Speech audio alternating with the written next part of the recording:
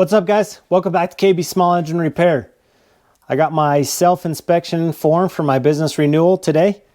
So I'm going to go through it with you and show you what is required of me to get my business license renewed. So let's get right into it.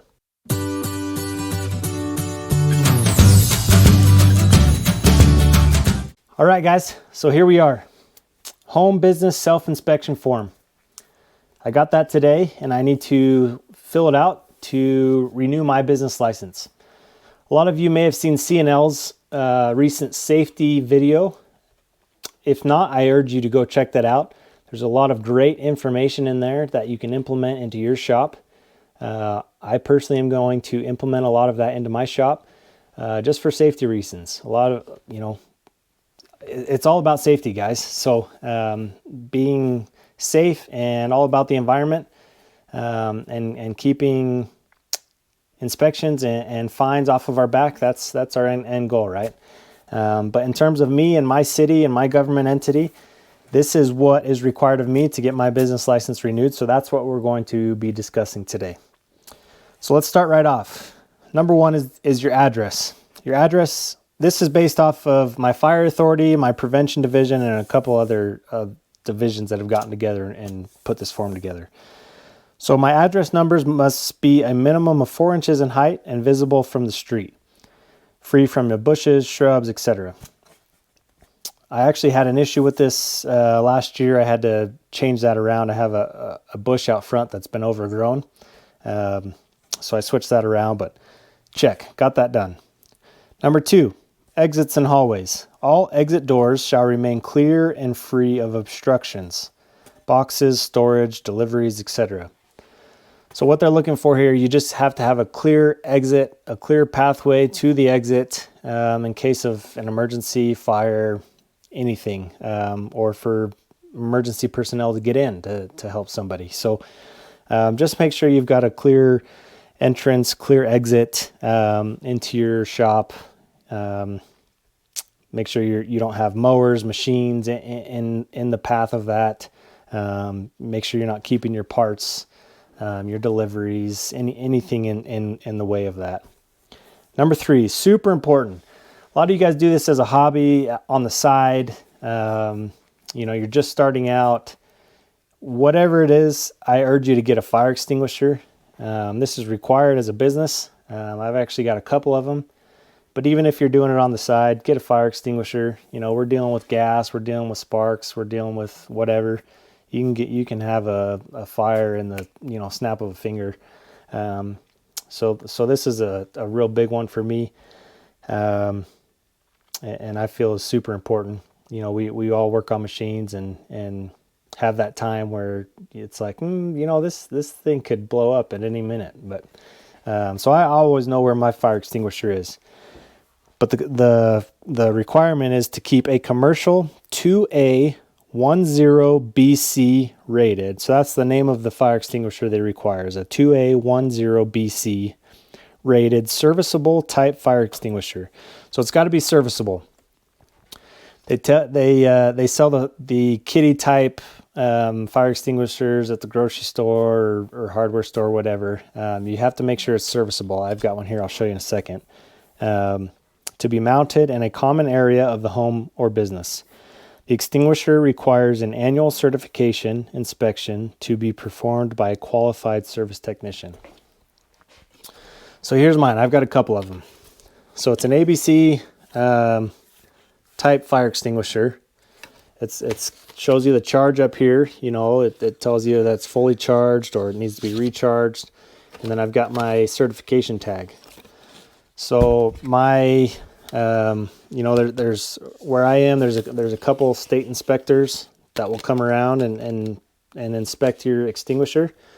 I'm on this particular guy's list, so he'll call me about this time of year every year and say, hey, it's that time to get your fire extinguishers inspected. When do you want to set up a time? And he'll come to my shop and take both my fire extinguishers out and do a little inspection, and then he'll tag it with a new tag.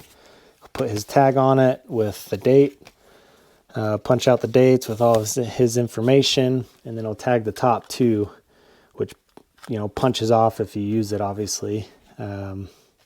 and then I'm good for another year. So that's required to do every year by order of the state fire marshal. It's got to be tagged, and then this one's got a little clip on the tab on the back that you can hang them up, and then I've got a little sticker above it, you know, fire extinguisher. And like I said, I've got two of them. I've got one that I keep here in my little workshop here, and then I've got one out in my main kind of bay area out there. So again, super you know, important to have around. Very safe item, something to keep you safe, your employees safe, your shop safe, something to have until the fire department can show up, depending on the size of the fire, and just something to have to put a small little fire on a lawnmower out or whatever. But just something I feel is safe and important to have, but they require it, so also something to keep in mind there. Now the next one can be a little tricky. Hazardous materials. They actually changed this question on me this year. It says, are you using or storing flammable liquids, combustible liquids, or any other hazardous materials as part of the home business? If yes, contact the area fire marshal to see if a fire department inspection is required. So last year the question was, are you storing large amounts of gasoline, and flammable liquids, and are you storing large amounts of hazardous waste? So used oil, according to the EPA, is not hazardous waste, so I wasn't, you know, I don't have any hazardous materials, and I typically don't store a large amount of gasoline. You know, I've got a couple 5-gallon gas cans, you know, one I typically use for personal use. You know, I've got a pretty large yard here that I, you know, have a riding lawnmower and some other things. So this one's kind of tricky. They changed the wording. You know, I do carry carb cleaner and stuff, so I'm gonna actually have to call them on this and see exactly what they're looking for. See if they do want to come out and inspect. Because I do, you know, I don't know if they're getting tight on that gasoline and flammable. I mean, a couple aerosol cans of brake cleaner and carb cleaner and stuff. So I'm gonna have to call on that and see exactly what they're looking for. Because before I would just say no. You know, I don't carry tons of gasoline and stuff. So, but just keep that in mind. You know, you do want to store that stuff properly. You know, you don't want to have a ton of that stuff on hand, anyways. But just keep that in mind. And then your electrical extension cords shall not be used as permanent wiring. Any open slots in the breaker panel shall have an approved blank placed in the open slot. All light switches, outlets, and exposed junction boxes shall have approved covers. So they're just looking for hazardous, you know, issues here. They don't want kids coming up or items coming up and touching those, causing shock hazards. Any electrical fires from things touching them. You know, any issues of that sort. Just make sure all your wiring is covered up. It's labeled properly. Your breakers are there. You're not, you know, they're not overloaded. Things of that nature, which for the most part should be all set up anyways if your building passed inspection when it was built. So as long as you haven't done anything crazy after the fact, and then as long as you're not running extension cords as permanent wiring, if you need stuff, you know, your wiring ran to your air compressor or whatever, just having an electrician come out and run that permanently. So that's what you should be doing anyways, especially if you're running a shop. If you're doing this as a business, you want to look professional. You don't want a bunch of extension cords run all over the shop, running your air compressor or a whole bunch of different things. But look professional, and you should fit the bill there. So, and then lastly, smoke and carbon monoxide detectors. You want to make sure to have those for safety. Smoke detectors are required on every level of the home. Detectors shall be tested monthly and batteries replaced as needed. All homes should have at least one carbon monoxide detector.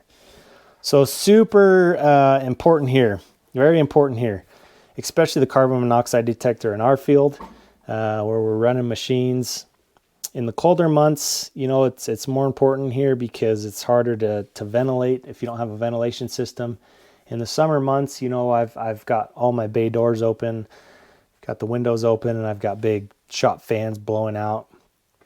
But I obviously have a carbon monoxide detector, but that is more critical in the winter when I try to keep the heat in the shop, and so I don't have those bay doors open and stuff. I'm trying to ventilate out, you know, a little door here and stuff. So carbon monoxide detectors are very important, and then the smoke detectors are very important as well, just to make sure it's letting you know if you do have a fire or any issues. So again, this is kind of what I see it as in my area is more leaning towards the home-based businesses where you're doing bookkeeping out of an office in your house, or selling t-shirts out of your basement. But where I've been fortunate to have a detached shop, I try to take this a little bit more serious. I try to take this all kind of and do it to a T. That way, if I do get inspected, I've got all my ducks in a row, and that I make sure that I'm doing everything perfectly. That way, they can't shut me down, they can't find me, and that more importantly, that I'm safe. So again, these are things that are required of me to renew my business license, that are required of me to keep my business open. Hopefully this will give you an idea of things to do for you and your business. Again, check in your area to see what's required of you. Required whether you're doing a home-based business or a commercial business. It's going to vary drastically by region, but hopefully this will kind of give you an idea of things to start with, give you some ideas in your head of things that you know, you give you kind of a head start, if you will. So hopefully this video was helpful for you guys. If it was, give me one of those thumbs up. Please consider subscribing to my channel. Hit that notification bell so you don't miss any more videos. And stay safe out there, guys, if you would. And as always, make a choice to have a great day. Thanks for watching.